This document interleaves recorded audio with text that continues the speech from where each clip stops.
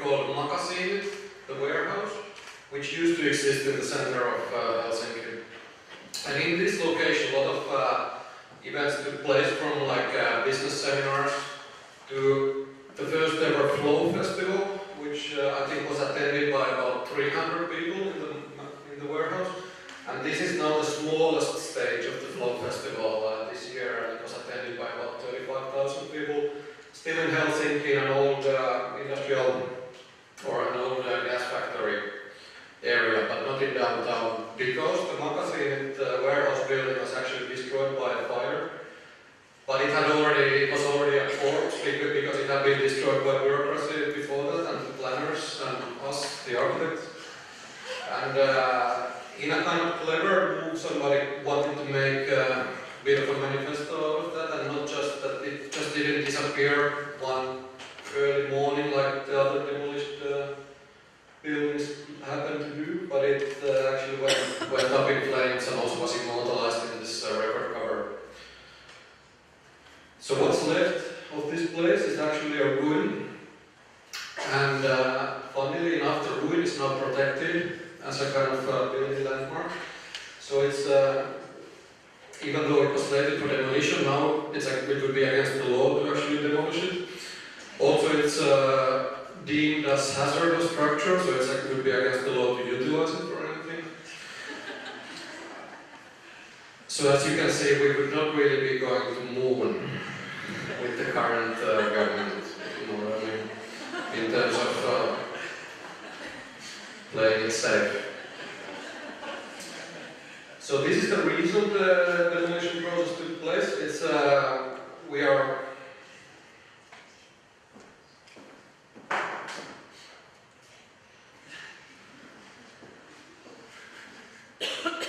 in that building over there. I'll try not to do that again. And there's the Finlandia Hall by Mr. Aalto. And in a way, the kind of central park of Helsinki, extending from Lapland into the inner city or vice versa, along the railway. That's true. It's very important. Along the railway tracks. So as part of, there was a competition to design a new park for the area, and as a byproduct of the competition, the winner actually also designed this row of office buildings along the railway tracks to kind of separate the park from the main railway. And most of the office buildings were built when finally there was a decision by the city to actually go ahead with the new central library of Helsinki. So that's where our team jumped in, and we won the design competition for this. And this kind of development of getting rid of the, in a way, improvised cultural character of the area and replacing it with, in a way, master plans and monuments continued. But we feel that now we'll try to push it a little bit backwards and push it towards kind of what was there when the warehouse building was there, when that was a kind of place of improvisation, and also a place where the residents themselves took charge of things and organized events. One must not romanticize the past too much, so I'll also remind the locals present that most of the warehouse was used as a tool rental business, which is also important, obviously, to kind of have the access to actual power tools in central Finland, central Helsinki. Like the previous speaker was saying, that it's not only about kind of making everything digital, because then you're really limited to what certain companies allow you to produce. So if you are able to kind of physically manipulate the objects and buildings, then that's important. So what you see here is the kind of remain of the warehouse building, which is like an art installation now because it's also fenced off. So the kind of small memory of the kind of wild past. Then the design of the park, which is not implemented yet. The office buildings are all there, and now the construction of this library has actually started. I'll briefly explain the concept. It's the Helsinki has a beautiful library system, but they were lacking like a central piece of that system. So the main idea really is to do not the main library, not to do like a comprehensive collection, not to be like an administrative center, but to do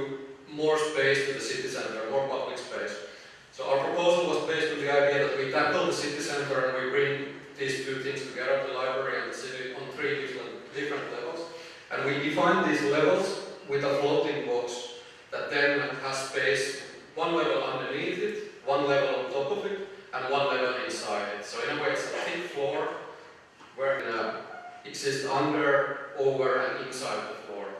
And that becomes the building by basically twisting and shaping it a little bit, obviously through a series of trial and error, 3D manipulations of both physical models and digital models. We manipulated the box to stretch it towards this main plaza, surrounded by the other cultural buildings, to create a big canopy and also to create a big balcony on top of it. And then we manipulated the ends of the box vertically to actually make them touch the ground, so the box can stand on its own. And also then to lift the ends upwards, so there are these slopes on top of the box in the end, which then are useful for hiding stuff like toilets, fire exit stairs, and also to kind of create a distinctive end in a way that it's not just something you could pack more floors into.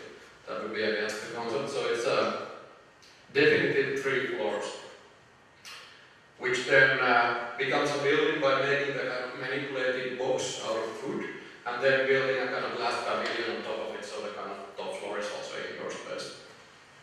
We felt that was important. That connects to the city in various ways. Obviously, like big part of it is creating or kind of defining and redefining the public plaza in front of it, and also doing like a smaller piazza on the southern end of it. But I'll get into the inside part of this building because I think that's more relevant to the conversation. And this is how it looks from the outside, so this is how it looks from the back. That's the ruin of the warehouse. It's by night.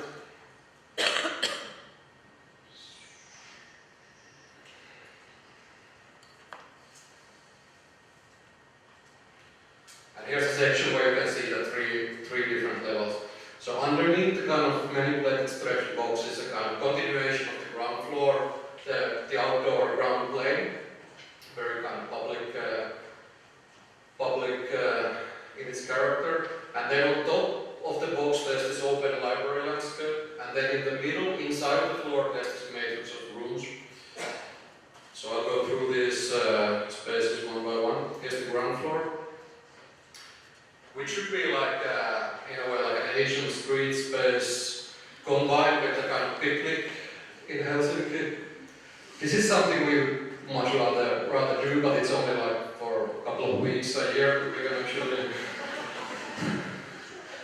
do this. And with the technology that's available today, if the weather is like this, you don't really need buildings. But then again, it also should be suitable for large events, so you need large spans. And it should be slightly like an organized version of the Asian megapolis event. So this is the Singapore organized street food markets. They call the hawker centers, which is like very strictly regulated by the Singapore government, but it still manages to kind of contain a certain amount of the craziness of Asian cities that we all love. And then, but the ground floor should accommodate large events, also large cultural events, and have the kind of, in a way, mix of being very dense and exciting, and then also have a kind of big span flexibility. This is an example of that from our previous project from Kristiansand. So we've already done one building containing some of the physical characteristics of the library, so this makes this experiment a little bit easier. The content is very different though. So if you look at what's in there, you can basically see the wooden legs going down in the end. Then we have 2 auditoriums and then a big, completely structure-free space, which is then invaded by functions that people can kind of take a glimpse at when they walk through the building on their way to work, or they can attend events or happenings quickly. They can, in a way, it's kind of extension of the streetscape directly. And it looks like this. So clearly defined by the box underneath it is a kind of big open hall, which very directly links to the plaza outside, and also there you can see the canopy over there. And there's this multi-purpose hall which is mostly open to the foyer, and it's kind of it can be closed off in various ways to give like most of the events should be fairly small scale and something that people can just walk by and join and not have to find these basement auditoriums that are kind of nobody accidentally falls into this event, for example. So that should be, in a way, the ground floor is for sharing the products that we work and sharing ideas, coming together and meeting people, and then obviously the library is providing a lot of technical support for what you want to do there. So this grid on the floor, for example, is a kind of basically it's an grid of electricity points that then allows the library to plug in furniture and different devices in any location of the ground floor they want. So it's a big open area that can be and will be utilized in different ways. It also contains a closed-up cinema auditorium for showing films. And one of the great things about the Guggenheim competition is that it kind of creates this matrix of all possible architectures that one can invent, the 1,700 entries that is, and these are the top six entries, and I'm utilizing them now here to kind of describe the ground floor as a combination of the two entries with the stars of the winner, and then the kind of slightly scrubbing more like thing in the lower row. So that's a kind of architectural matrix.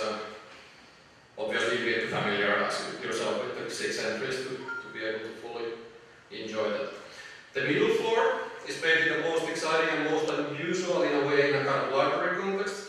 So it's literally inside the structure, so whereas the kind of ground floor contains no structure limiting the events, the middle floor contains a lot of structure and a lot of limitations. But then these limitations actually also create limitations because they mean that it's not possible to have this as one continuous open space. It is permanently divided into these cell-like units, which then can be invaded in more casual ways. And this floor should contain the kind of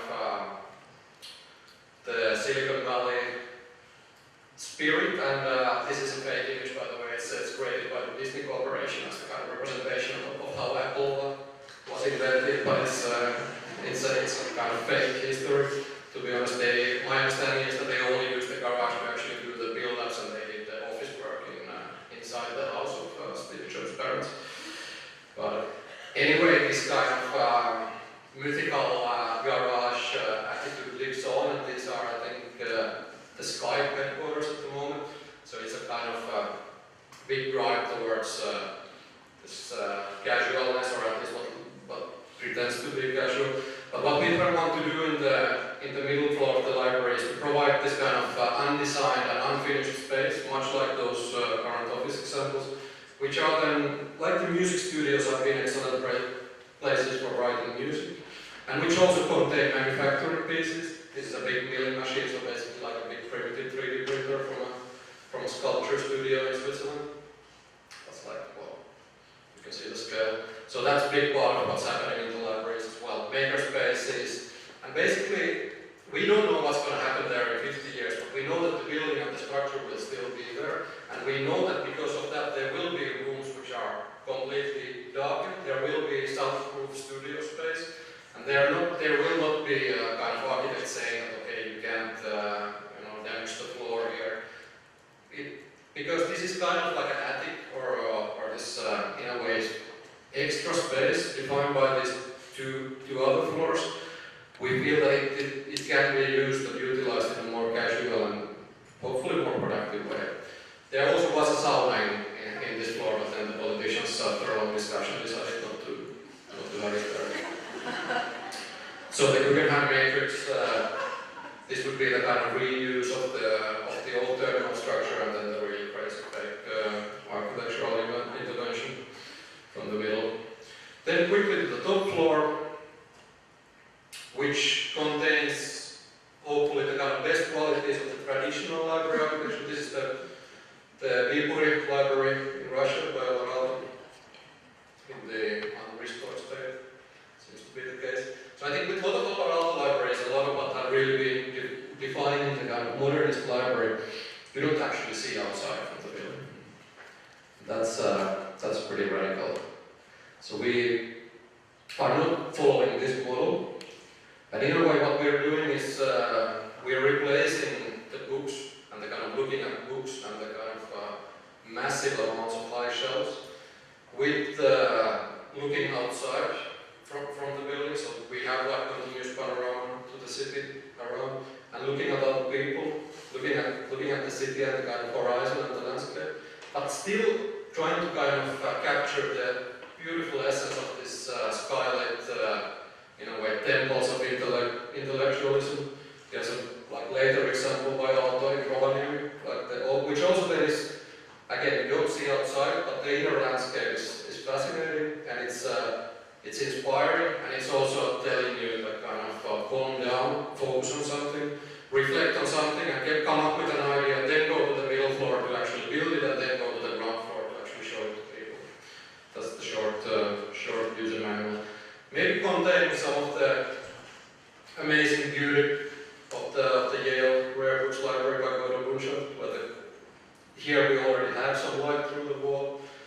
Maybe containing some of the landscape qualities of traditional links golf courses in Scotland, where the game oriented, which is like a continuous surface which is completely playable. So that wherever the ball goes, you will have to continue from that. That's where the game started and was formulated. And in a way, that's like a beautiful architectural dream that you have this landscape of surprises where you can just kind of wander to a new condition. One of the best built examples of that is the fantastic Yokohama Port Terminal in Yokohama, Japan.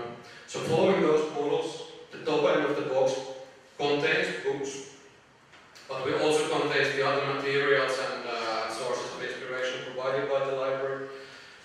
It contains views to the outside, but not complete glass curtain walls, but rather these kind of glass walls which are solid white at the top, and then through this gradient, cloud-like gradient, reveal the city, the glimpses of the city in surprising ways, while still limiting the amount of sunlight and glare, and also having a kind of solidness to them, and in a way not feeling like they are these kind of glazing systems perched that could be anywhere, but that's it really kind of, it's made of glass, but it's made locally, and it's made, it feels like almost it's made on site in a way. It's a kind of hack of a glazing system. We have the skylights, but in a kind of more dispersed, non-systematic pattern, and then we have the undulating white roof generating different acoustical conditions and different heights, which then creates this kind of field where the functions in the future can find taller and lower spaces, but still operate on a continuous plane, which then is lifted in the ends, and in the northern end, the kind of end of the top of the floor is lifted, and then the children's library kind of cuts into that, so creating like smaller scale geometries and surfaces, and also as you can see, these kind of doors which are not adult height, so you can get these kind of play rooms and story reading rooms where then kids and adults can make a lot of noise. And then, but in the main children's library activities, in the same main floor as the kind of most, in a way, hush-hush, let's behave ourselves atmosphere of the library. So we feel that it's important to kind of share that experience with the children as well, and not put them in the middle floor and in a dark room and say that, okay, now you can make as much noise as you want, but really kind of keep the uplifting sensation of entering the library and kind of starting to kind of think about things and reflect upon things, and also then see that what's available there, and by chance running into some material, whether it's books or digital content that can give you further inspirational learning. And our client, the City Library of Helsinki, has been great in kind of supporting this idea of not closing different populations in different floors, but having all the floors provide something for all the user populations. And then there's the balcony, which is kind of opening into over the plaza and looking at the House of Parliament, the main newspaper building, the main Museum of Contemporary Art there. Balcony, obviously, in a kind of Finnish mental landscape is something that everybody wants to have, and it's again not that many weeks a year when it's in perfectly winter you look at the balcony and you look at the snow that's piled on top of it, and you kind of wait for the happy days when the dark blue will open again. This is another image of the Flow Festival that kind of contains a lot of architectural inspiration. So during the day, the festival area is actually feels a little bit like a library. There's seminars, there's not so many people, and it's more family oriented. People are not so drunk. And it's a kind of very intensively shared and used public space. So that's something that we are building now in the center of the city. Hopefully in contrast to the kind of other developments in the area in terms of content and in terms of how the citizens themselves can take charge of them. And with the Guggenheim Matrix, the top floor obviously is the kind of two beautiful buildings inside, also the glass table